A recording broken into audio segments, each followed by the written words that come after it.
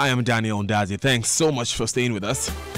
We've been talking about journalists and how they've been brutalized in the past year. Samson Ladi Ayenini has given us an update on some of the various cases that we have been dealing with, and one of which is the case between Ohima Sechua and the NPP.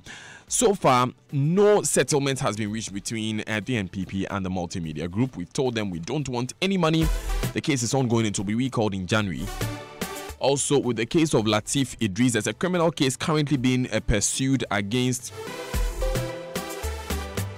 We are currently before the NMC. We are currently before the NMC with the case of Lateef Idris. Will be going back, I think, on the 15th or so.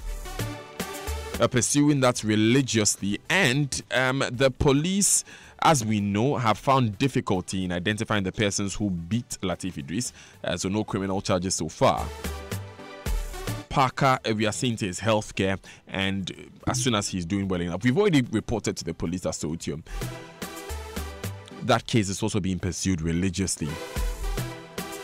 I have with me in the studio Richard Jakpa. He is the man who government contracted to import some ambulances to ensure that when you are going to the hospital, you don't have to take a taxi or sit behind an Okada, or with some people sit on bicycles. Richard will be briefing us on why we have 30 ambulances in the country which are we have been told are not fit for purpose, and how come we've not been able to use them so far. Now, with this particular conversation, we will not be finishing today. We can't deign to finish today, 17 minutes past 9. There are so many issues to cover. So we'll begin, and tomorrow as well we will continue. But Afrodan is offering you today the most comfortable chair in the world, period. The Nightingale Extreme Comfort Chair. It has over 10 thoughtfully engineered features, especially customized for your health and comfort. Working has never had it this good. So go to Afrodan on the first floor of the Swansea Shopping Arcade and feel this chair. You will be amazed. Now, Chemo Home is the best place to buy world-class bathroom sets. Great value worth your money. For 1,599 Ghana cedis, you get a complete bathtub and shower set, WC basin and tap, all by Ideal Standard. You get to save some cash on this offer. Rush now to their showrooms at South Industrial Area close to STC or Spintex opposite Energy Bank, or call 0244 030 411 for more details. Chemo Home, your trusted supplier of bathrooms, kitchens and tiles. Kingdom Books and Stationery now offers a 30-day credit facility with no interest charge. Call us on 0302 764 101 or 762 307, or visit kingdomgh.com. Kingdom Books and Stationery Limited, your number one stop shop for all of its essentials, stationery and furniture. Good morning, Richard Jakpa. Morning. Hope all is well. Well, as you can see, I'm doing well. I'm doing very, very well health-wise. Great. So we'll be talking to Richard extensively about this ambulance matter. And Richard, please lean forward a bit into the mic for me. Speak directly into it. Thank you very much. We have 30 ambulances currently sitting on our soil, which we've been told are not fit for purpose, which we've been told are empty, which we've been told are trotros. Yeah, and I'm quoting what has been said by various health officials of government, previous and present. Tell us, first of all, how the process of paying 2.4 million euros for these began. How did this whole procurement process begin? Okay. Good morning to all my audience. Just before I proceed to answer your question, I want to just correct a statement you made, which is factually inaccurate. Government did not contract me to supply ambulances. I'm a local, I'm a Ghanaian here. Government contracted a foreign company called Big C General Trading in Dubai to supply the 200 Mercedes-Benz ambulances. What was your role in this? My company, we are the exclusive agent for that foreign company in the whole of West Africa, excluding Nigeria, because they've got a rep in Nigeria. What does exclusive agents mean? It means that we are their mouthpiece. We do all negotiations for them because of our local knowledge, and also they believe in our and how we conduct our business We understand the terrain very well. So this morning that I'm speaking to you, I'm not just speaking to Jakpa at Business, I'm speaking to Big C Trading.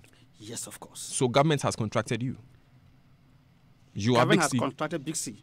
But you are Big C Trading. I'm their agent. So you are Big C So Trading. we are Big C. So government has contracted you. Yes, but not me as Jakpa. As no.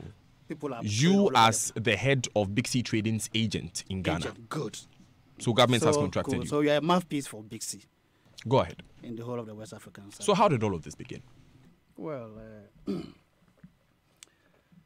in 2009, you recall that the first health minister that was appointed by the late president, His Excellency Ivan Sata Mills, was Honorable Sepa Yankee. And then Sepa Yankee went to Parliament and made it clear to all Ghanaians that they had inherited about 30-something ambulances from the previous government. And that was woefully inadequate to cater for about 25 to 28 million Ghanaians. And in fact, the World Health Organization standard for number of ambulance for a community is 1 ambulance to 500 people. And we are about 28 million going to 30 million. And we are having only about 30-something ambulances in the country. So it's a very serious issue. So they wanted to do an agent procurement for ambulances, at least to reduce the needless deaths on our streets and other emergencies. So we as business people, we quickly saw it as an opportunity to get in there. But we realized that you couldn't get in there without, first of all, doing a research so you can put up a proper proposal that would be very enticing and juicy to government to buy, because you have other business people too who have heard it and they also want to take advantage. So it's a competition in the private sector. So we put together a team to go around the whole country and gather the necessary information that we need to put up our proposal. So we started it in 2009. So it took us the whole of 2009 putting out our data, our reasons, the difficulties, what we can do to improve the system, why have we gotten to this stage where we don't have enough ambulances, what are the lifespan of ambulances that each time government procures, and realize that the lifespan of ambulances each time government procures was just about 5 years, 6 years, and they are on stones. And we need to go and look for money again to go and procure. So we saw all these problems and realized that maintenance was also a problem, because we have a very bad maintenance culture in this country. We always want new things, but we don't know how to maintain them. So we keep spending money, unnecessary money. So we tried to put all this together to come up with a comprehensive proposal to government. When you say we, who do you mean? I'm talking about me and our partners, the foreign Big C. Yes, to put up a very comprehensive proposal to government that will encompass all these administrative shortcomings that this country has been going through over the years in the ambulance areas. So we put together a proposal, and then I was very much interested about the ambulance aspect of the vehicle because of the accessories that will be in. I wanted an ambulance that there's none in an African continent. I wanted an ambulance well stocked to the brim, like a moving hospital ambulance type of thing. So I impressed upon my suppliers to come up with a list. So they tried to come up with the Euro 4 standard equipping of ambulance. Euro 4 standard? Isn't that an emission standard? No. See, they have, you have that for different things. I'm talking about ambulance aspect, not fuel aspect. So we put the list together. We came up with the price. In fact, we had 4 types of vehicles to convert into ambulances. We had Citroën, Fiat, VW, and then the Mercedes vans. But I opted for the Mercedes. I convinced and opted for the Mercedes because I realized that across this country, it's a Mercedes brand that over the years, decades, have been able to withstand our conditions. The Fiat, Citroën, they come and then within a short time, they are off the road. And I wanted something more durable. And if you look around, you realize that most of our vehicles that do all the dirty work in this country are the Mercedes-Benz vans, the 207, 209, 309. They do all the work for over decades now because they can stand the terrain. And also, if you look at the northern part of this country, more than 60% of the roads are not tarred. They are all dusty roads full of potholes, craters here and there. So you needed vehicles that could withstand that terrain, that will not break down in the next decade. So we decided to opt for the Mercedes, even though that one was a little bit expensive. So we decided, okay, fine. Since it's expensive and we are going to compete with other business people, we need to find a way to bring down our cost and be competitive and add other incentives. So we decided to add training of paramedics, to train about 600 paramedics for the government, so they will know how to manage the ambulance properly. This will all be at our cost. Also build 2 maintenance workshops, one at Sunyani and one will also be in Accra.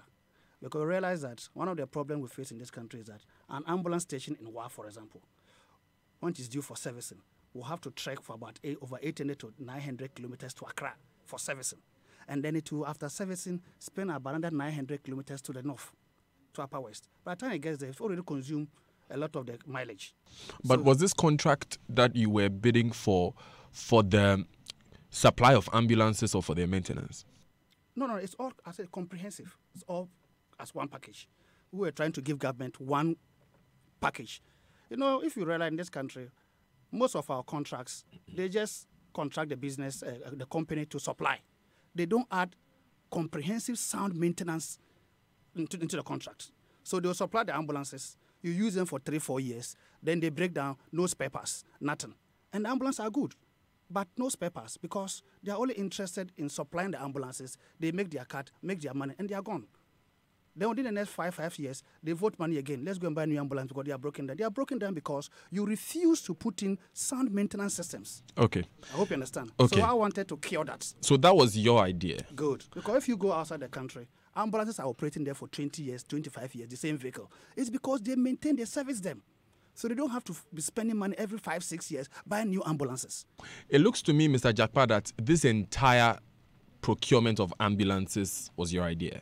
From when you heard, like you said, Dr. George Sipayanki mentioned that there's a shortage of ambulances. Yes. So as a Ghanaian, you decided that you would supply the ambulances to fill that need. Yes. Okay. You see, so this started with you. Yes. You see, in business, you look for solutions for societal problems. That's what business is all about. Fine. I just wanted to make that clear. Yeah. So mine was to look for solutions for the problems that has been bedeviling this country in the ambulance sector for decades, and we seem to find solution for them. We keep repeating the same thing. Let's go and buy an ambulance. We bring them 4 years. They are on stones. No service agreement attached to it. Nobody is trying to solve that problem. And I said, look, let me find solutions to societal problems. That's why we are in business. Right? So you sent a proposal to government. Good. So we put a proposal together, and we sent it to government. But then when we finished putting the proposal together, it also occurred to me that, look, this is a new government. They will have problems with raising money to pay us. No. So I decided to make the proposal a little bit juicier for government. It is also an edge over my competitors. So we contacted Stanbic Bank. We gave them the proposal. They looked at it. We explained to them the rationale behind why we are making it so comprehensive with maintenance and everything as one complete package. They bought into the idea. They informed their mother company in South Africa. They also bought into the idea. So they are proof that they are good. They were going to partner that project because it's a good project. It's going to change the ambulance system in this country. So they approved 15.8 million euros to finance the project for my proposal. Stanbic Bank. Stanbic Bank. No, they got their directors. They sat. They discussed it. We negotiated, and they approved. In fact, we were able to negotiate to bring the interest down to about 7.something% per annum, for the 15.8 million euros. So they agreed. They put all the package together. So we attached the financial engineering, the financial proposal, to our ambulance proposal to make it juicier for governments. So in this case, we are bringing you a proposal for ambulances, and we are not only bringing you a proposal, we are also adding financial package to you. In fact, I'm connecting you, the governments, with Stanbic Bank that I've been able to convince them to buy into the project before even bringing the proposal to you. So that will ease your budgetary constraints. It will ease your budget burden. So instead of you looking for money at a go to pay for the ambulance, this time you have about 3 to 5 years, spread over 3 to 5 years, to pay for the project, for the ambulance, even though they would have been supplied. Okay. This will be able to ease you. You'll be paying small, and you can allocate money for other things in the country. So this was my thinking, just to help government ease pressure on this budget. So we did that, and we presented it In fact, it took out the whole of 2009, doing all this background maneuvering and negotiation and trying to understand the problems, negotiating to the banks, all this. So we finished that in 2010. It took us a whole year to do all this background work. So in 2010, we submitted a proposal officially to government. To who in government? That time, in fact, Sepayanki had been made to resign. He had resigned from government because of this, I think, Maybe and Johnson issue. Maybe and Johnson case, issue. yes. So he had resigned. So his deputy took over. Which was, I think, Honorable Kumbo. Ben so it was Kumbo. Ben Kumbo. It was his time that we submitted the first proposal in 2010 to government. A proposal is our intention. What we intend to offer you. If you like it, you accept. If you don't like it, say, oh, no, thank you. We have other interests. We have other things we want to do. We are not interested now. And ends there, like all other businessmen do. So we submitted a proposal to government with everything. They looked at it, and they realized that, no, this was a good thing for us. He's not only bringing proposal, but he's adding financial to his able to secure a loan for the government. Everything comprehensive. And they are going to maintain the ambulances, service them for their lifespan. So we put all this together. So they accepted it. So they wrote to Ministry of Finance, Health, and informed us that they were interested. So Ministry of Finance should do due diligence and then check on the financial aspect of the proposal. They would deal with the ambulance aspect, which falls under the domain of Ministry of Health. But the financial aspect, Ministry of Health, they don't deal with that. It is the Ministry of Finance. They have that will deal with it. So they send it to. And the financial aspect involved this agreement with Stanbic Bank to fund it. Good. So when the proposal was sent to Minister of Finance, the minister by then was Kobna Dufour. He referred to his debt management division. That is their work. They looked at it and they decided to engage Stanbic to renegotiate the interest. Because the loan was for government. The loan wasn't for the private company, Big C. Big C was only connecting the two institutions together in order to be able to finance our proposal that we are giving to government and ease budgetary constraints. So the government was interested. They got in touch with Stanbic and they started their own negotiation with Stanbic. And in fact, they were able to beat the interest from 7-point-something% that Stanbic had put in the initial proposal to about 4-point-something%. But the same amount? The same amount. 15.8 million euros. 8 million euros for the whole project. And they beat down the interest about 4-point-something. Because government has a lot of leverage. So they were able to beat it down. And they were those taking the loan, and they were going to service the loan. Anyway. Okay.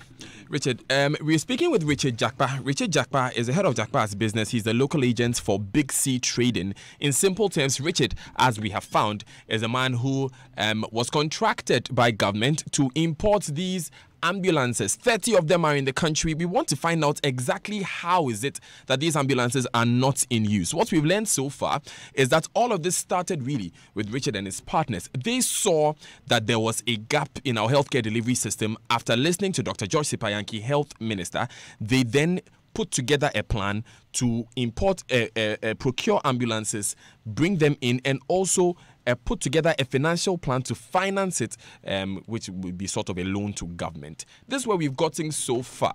And at this point, it looks like the finance minister, the finance ministry at the time, led by Dr. Kwabena Dufour, and the health ministry, led by Ben Kumbo, were in agreement with it. We're going to take these important messages, and then we'll find out that from 2010, where it looks like they were in agreement with this deal, to 2018, where we sit now. How many ambulances initially did you want to supply? 200. How come that out of the intention to supply 200 ambulances, everything looks so good? After about 8 years, we are here and we have 30 ambulances which we are being told are not fit for purpose. We'll answer those questions when we come back. Darling. Spill it. You know I promised to go appliance shopping this Christmas, and I'm here to tell you that Samsung is making this possible with the Samsung Blue Christmas promotion. Rush them now, or I'm taking the kids to my mom's for Christmas because Grandma only uses Samsung appliances. Thanks for your cooperation. Signed, the kids and I. Hey, wait for me, I'm coming.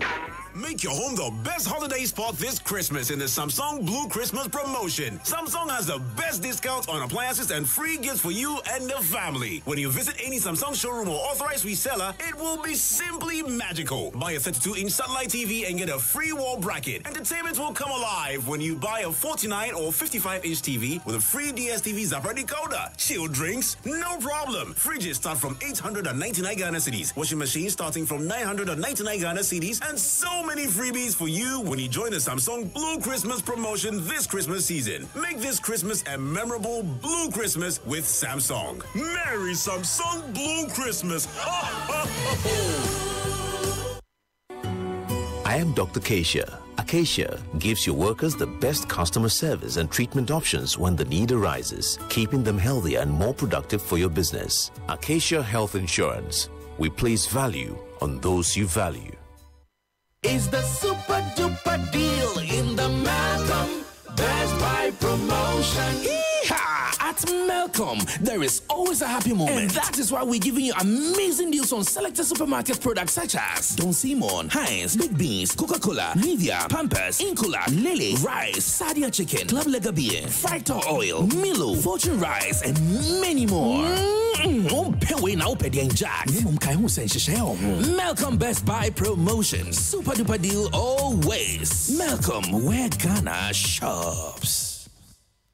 Honey, I'm off and I just grabbed Delaire. Make sure you grab some for the kids too. With new Delaire fruit yogurt, you need more and more. Delaire fruit yogurt, deliciously creamy and thick. It comes in fruit cocktail, strawberry, vanilla, and natural flavors. Adults like Delaire yogurt. Kids love Delaire fruit yogurt. Contact Soticam Ghana Limited, located at Manette Junction off the Spintex Road. Call 0554 018 894. This advertisement has been vetted and approved by the FDA. It is here again. The 4th Africa Oil Governance Summit comes off at the Labadi Beach Hotel, Accra, on the 13th and 14th of November 2018. The summit this year explores local content under the theme Harnessing the Potential of Local Content for Economic Growth and Inclusive Development.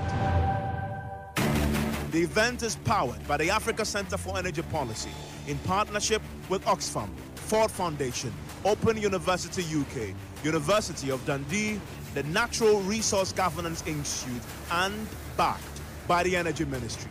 This will be live on the Facebook page of ASAP. Visit africaoilsummit.org for more information. Getting extra sports channels for a whole week will feel like when your team scores a goal in the final against your friend's team. Take that, you see that? Pay your DSTV on time and get a 7-day sport upgrade at no additional cost. That means Access and family customers get Compact Sports channels, while Compact and Compact Plus customers get premium sports channels. Now that's a reason to celebrate. DSTV thanks. T's and C's apply. Mr. Bossman, with all these computers, servers, and electronic equipment, I know they see one cable for the floor, right? Charlie, you be right too. We dey use raised access floors from Interface, so all the cables they hide under the raised access floors. So this be the solution to the plenty cables where they my computer room for office. Accountant, call Interface now. If you're involved in new property development, renovation, or decoration, the right place for you is Interface Limited. Call us on 0274 999999 or visit our website at www.interfacelimited.com.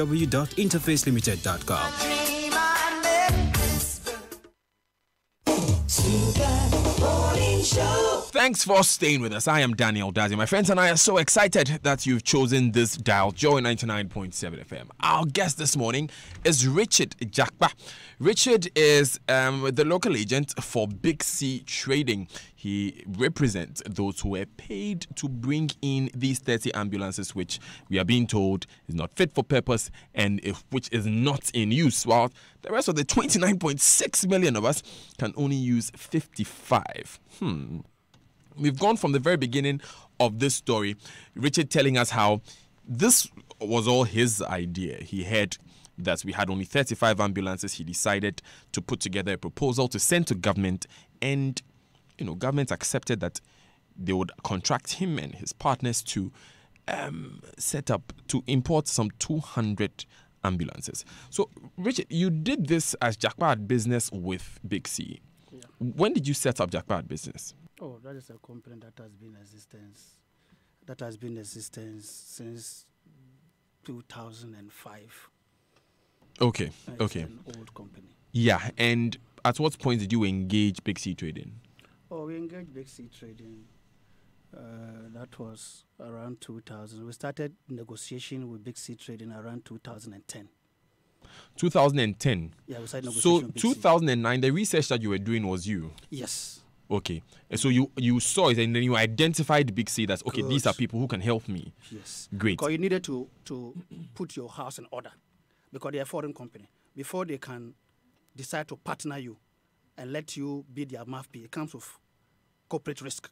So they must know who they are dealing with to know that you have what it takes. You understand the market mix of the country that you are operating in or the region that you are operating in. So what you brought in was your knowledge of Ghana's market mix. Good. Did you have any experience in the health sector? What kind of work were you doing before this one? Oh, I've been in business. I've been in business. I've been engaged in export of coffee beans to Croatia for some years and some other businesses. Anything now health we are into related? Construction. We do heavy construction in the country, which is one of my companies. So nothing health related? No health, no. As at 2009, we're not into health. Okay. At all. We're not into health at all. I'm curious, why then did you decide to do this one, to put something like this together? Yes, because entrepreneurs, we are creative people. We are creative people. We look for solutions for societal problems. We are versatile people. You know? So okay, that is what makes us entrepreneurs. Okay. Someone asks a question, why are we talking now? What is happening now? We'll get there. Like we said, this is going to be a 2-day conversation because we can't deign to finish today. But we want to really understand the genesis of this. But in summary, because we'll have to be wrapping up this part of the conversation in a few minutes. So, Richard, in summary, what has frustrated this process from 2010 when it seemed like the health minister, the finance minister were in agreement with this till now? Yeah, as I was saying, you know, I want you to give me a wrap of that. Yes, because we have to end in 2 minutes. We started the proposal was sent to government in 2010. There was a minister there. That minister was removed, and that minister came. In about, let's say, 8 years of that ministry in the previous government, they've had about, if I'm right, about 7 ministers. You mean the Ministry of Health? Yes. Almost about a year, every year they change ministers. So when you start a project, it's not that minister you started with that is going to end it with you. Right. He will just come about a year, he's removed, another minister comes, he has to go through the whole process again. No, so it took time. So from 2010, we finally consummated the contract in 2012, December. So that was when a pen was put to paper? At that time, it was Alban Bagbin, who was by then the Minister of Health. As at the time we were signing, it was Alban Bagbin who was Minister of Health. And this was sole sourced? It was sole sourced. Now, I'll explain to you why it was sole sourced, because people want to know. You see, custom-made things or proposals or things that were originated by a private company to a government, we have the blueprint. We know the idea behind. We originated everything. So you can't put it on tender. It was your proposal. It's So our proposal. in simple terms, it was sole sourced because this was your idea that you brought to government. And we know the idea behind it and everything. Okay. So And so Alban Bagbin signed the contract. Yes. So as I'm coming, just a minute. So the Minister of Finance and Health, they put together a joint cabinet memo because the two were interested in our proposal.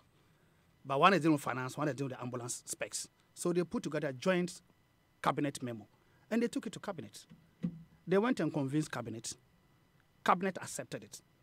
Cabinet did due diligence on the specs because the ministry itself had done a due diligence on the specs that we present to them, and they were happy with it. Finance had renegotiated their financial package with somebody also okay. So they went to convince cabinet, the two ministers. They went there, cabinet accepted their explanation, approved it. Then cabinet wrote to parliament because they are dealing with a foreign company. They are not dealing with a local company. A foreign company, the constitution requires that you must go for So they dealt directly with Big C? Thank you. Not us at all.